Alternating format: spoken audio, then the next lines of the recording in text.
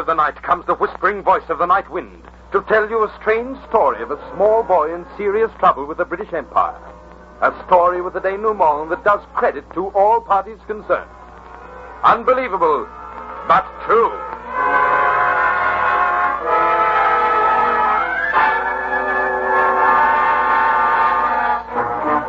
I tell you, I didn't steal the money, Father. I didn't steal it.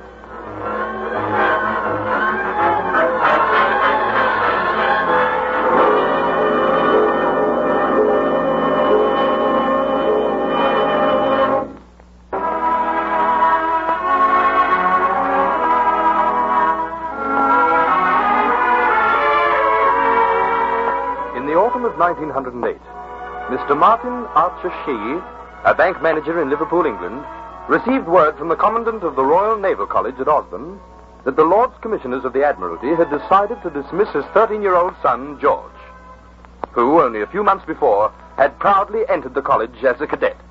Martin, what's worrying you? Listen to this, my dear. Dear Sir, my lords deeply regret they must request you to withdraw your son from Osborne. A 5-shilling postal order was recently stolen from the locker of one of the cadets. Stolen, forged, and cashed. And after a consideration of all the available evidence, we are forced to the unfortunate conclusion that George Archer Shee is the guilty party. We deeply regret having to convey this information to you. George, a thief? It can't be true. Surely you don't believe it, Martin? No, my dear, I don't. What can we do about it, Martin? Oh, I don't know, my dear. I don't know. But I'm going to Osborne immediately.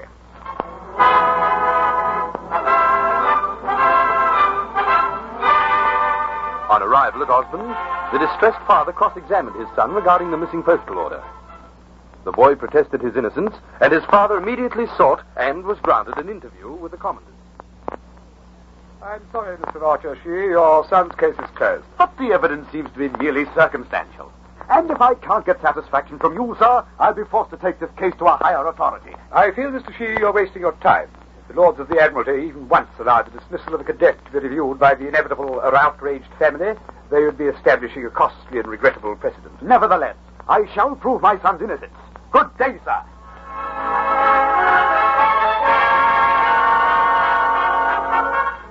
Then came a struggle that was maddening as well as frustrating. Mr. Archer Shee, a bank manager of Liverpool, had challenged bureaucracy to battle. He was fighting the massive, complacent inertia of a government department, which was not used to being questioned, nor liked to be bothered. Gradually, the episode began to find its way into print, and there were plenty of smug old gentlemen in clubs who readily declared that this man, Archer Shee, was making a confounded nuisance of himself. You've seen the Times today, Montgomery? Yes, haven't. This Archer Shee got damned high, don't you think? All impertinence. Believe he's retained Carson to fight the boy's case. Lot of nonsense. Taking up the country's time and money. I don't know what the place is coming to. Next thing we'll have a revolution on our hands. It's not like the old days. Not at all like the old days.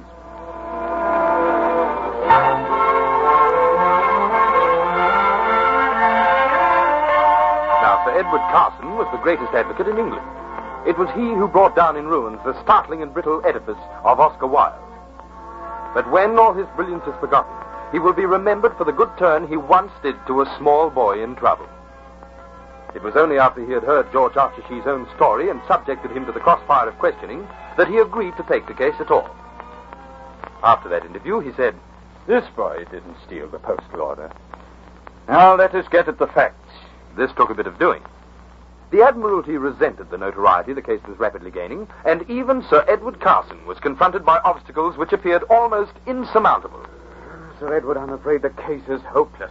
Hopeless, Mr. Shee? Why, man, we haven't begun to fight yet. But we can't even get it into court. I know, Mr. Archer Shee, and I've decided to achieve that by employing a long-neglected device known as the Petition of Right. The Petition of Right? Yes. It's an antique law by which any subject may petition the king, but only under certain circumstances. If he approaches the throne with the petition of right, and the king consents to write across it, let it be done. His Majesty can, in that instance, and on that issue, be sued like any commoner. And you think this device will succeed? Well, Mr. Shee, there's always one way to find out. Let's try it.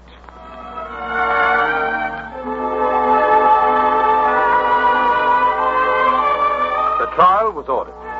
And on a hot July day in 1910, nearly 2 years after the postal note had been stolen, and too late to really find out who had stolen it, the case came before a jury in the King's Bench Division. Now it was being treated by the press in column after column as a cause célèbre, and the whole of the empire was following it with bated breath. Carson, the great Sir Edward Carson, was on his feet, his vibrant voice penetrating to every corner of the courtroom. Mr. Martin Archer Shee's son has been branded a thief and a forger. A boy, 13 years old, is labelled and ticketed for all his future career in either His Majesty's service or indeed in any other service.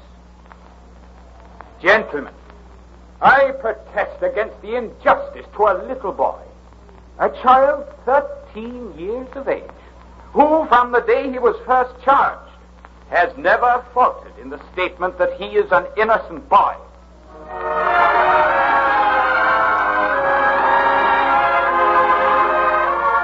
The case continued, and as it unfolded, plain men and women everywhere began to realize that this was no mere matter of a 5-shilling theft, but a vital issue of democracy, an issue just as important as any in the annals of British history.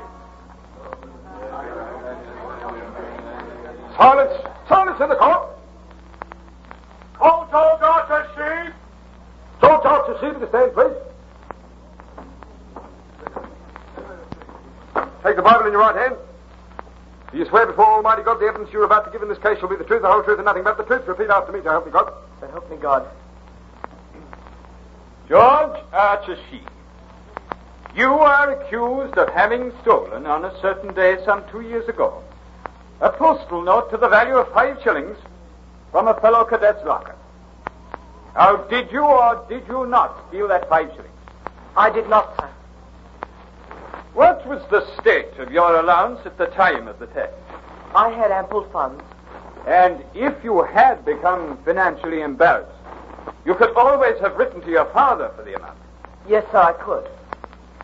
That is all.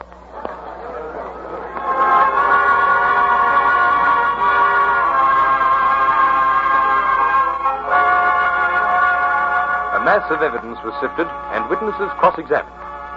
First came young Terence Back, cadet gunner whose postal note it was. Then Commander Richard, Greville, Arthur, Wellington, Stapleton, Cotton, the college commandant. And finally, most important of all, Miss Anna Clara Tucker, the postmistress. Miss Tucker, on the day in question, had any cadets been to the post office? Yes, 2. One to buy a 15 and 6 postal order, and the other to buy 2, totaling 14 and 9. And it was one of them who had cashed that stolen order? Yes. Now, could you, Miss Tucker, pick out the boy who cashed that order? Well, sir, they all look so alike in their uniforms that, quite honestly, I wouldn't know one from the other. Then how is it that you told Commander Cotton it was Cadet Archer Shee who had cashed the stolen order? Oh, that's quite simple, sir, because I remember the stolen order was cashed for the boy who had bought the postal order for 15 and 6. And your records show that boy was Cadet Archer Shee? Yes. The cashing of the stolen order and the issuing of the order for 15 and 6 had taken place at the same time? Oh, well, one transaction after the other. Your records show that? No, but I remember. Were there any interruptions between the 2 transactions?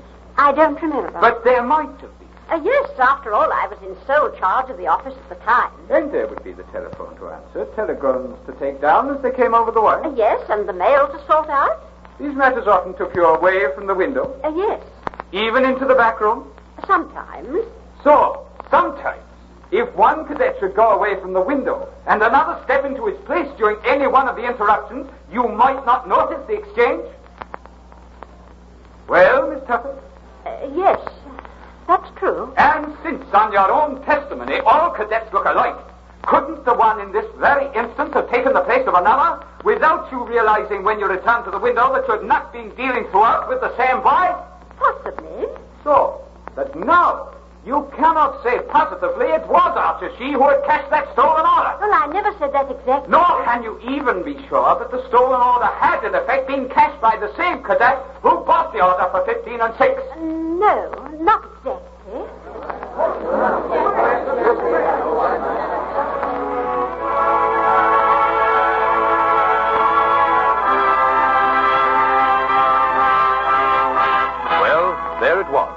there was a gap in her story wide enough to drive a coach through. Therefore, when the court opened on the fourth day, the Crown Prosecutor, Sir Rufus Isaacs, announced that he no longer wished to proceed with the case. And so, while the jury streamed out of the box to shake hands with Carson and the boy's father, the exhausted advocate turned to congratulate the boy himself, only to find that he was not in court.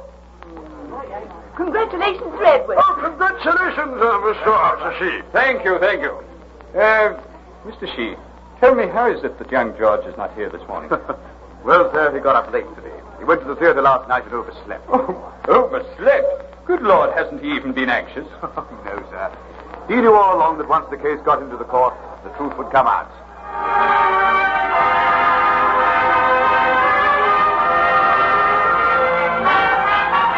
For weeks, Sir Edward Carson had hardly been able to get any sleep.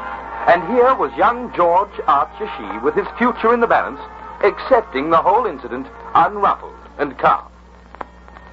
And that is the story of George Archer Shee. A story which ended when he was only 19 on the battlefield of Ypres in the 1st October of the First World War, when he died fighting for his country. A country that had placed him on trial for his honor. This is a deeply moving story, and more than that, a significant one. For it is only in a community governed by democracy, where the right of the individual is prized above the state, that the Archer Shee case could have happened. That the mightiest men in the land should take up the cudgels of a 13-year-old boy is something magnificent that must be remembered as long as liberty and justice exist.